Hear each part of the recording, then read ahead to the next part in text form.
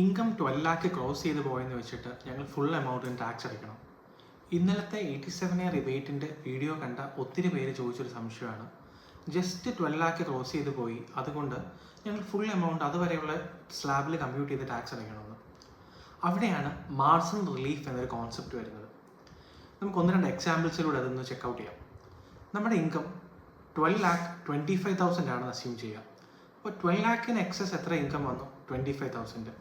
നമ്മൾ 12,25,000 tax new tax റെജീമിൽ normal ഇൻകത്തിന് വർക്കൗട്ട് ചെയ്യുവാണെങ്കിൽ ഇറ്റ് കംസ് അറൗണ്ട് ടു 63,750.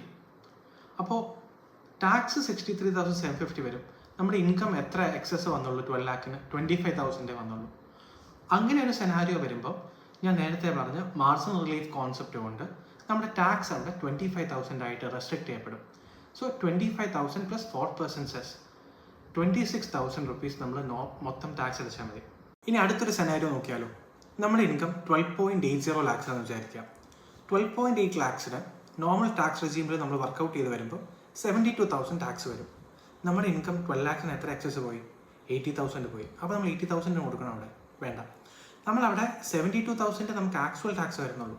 അപ്പോൾ ആക്ച്വൽ ടാക്സ് 72 ഉള്ളതുകൊണ്ട് നമ്മൾ ആക്ച്വൽ 72,000 പ്ലസ് 4% സെസ് അടിച്ചാൽ മതി. 74,880 അതായിരിക്കും നമ്മുടെ ടാക്സ്. അപ്പോൾ ഇതിന് മുകളിലോട്ട് ഇൻകം പോകുമ്പോഴത്തേക്ക് ഇനി നമ്മൾ ആക്ച്വൽ ടാക്സ് എത്ര അടയ്ക്കണം ആ ടാക്സ് കമ്പ്യൂട്ട് ചെയ്ത് പേ ചെയ്താൽ മതി. ഏത് എമൗണ്ട് വരെ ഇൻകം വന്നാൽ നമുക്ക് മാർജിൻ റിലീഫിൻ്റെ ബെനിഫിറ്റ് കിട്ടും? നമ്മളൊന്ന് വർക്കൗട്ട് ചെയ്ത് നോക്കുമ്പോൾ 12,70,590 ഈ ഒരു എമൗണ്ട് വരെയാണ് നിങ്ങളുടെ ഇൻകം എങ്കിൽ നിങ്ങൾക്ക് മാർജിൻ റിലീഫിൻ്റെ ബെനിഫിറ്റ് കിട്ടും. അതിന് മുകളിലേക്ക് ഇൻകം വന്നാൽ നമ്മൾ ആക്ച്വൽ ടാക്സ് കമ്പ്യൂട്ട് ചെയ്ത് ആ ടാക്സ് ആയിരിക്കും റെമിറ്റ് ചെയ്യേണ്ടത്. അപ്പോൾ 12,70,590 താഴെ ഇൻകം വരുന്ന ഒരാൾക്ക് ടാക്സ് എത്രയാണോ 12 ലാക്കിന് എക്സസ് വന്നത് അതായിട്ട് ലിമിറ്റ് ചെയ്യപ്പെടും. അതിന് മുകളിലേക്ക് വരുമ്പോൾ ആക്ച്വൽ ടാക്സ് തന്നെ റെമിറ്റ് ചെയ്യേണ്ടി വരും. സോ ഇങ്ങനത്തെ ടാക്സ് റിലേറ്റഡ് വീഡിയോസ് വീണ്ടും കാണാൻ വേണ്ടി do follow my channel. Thank you.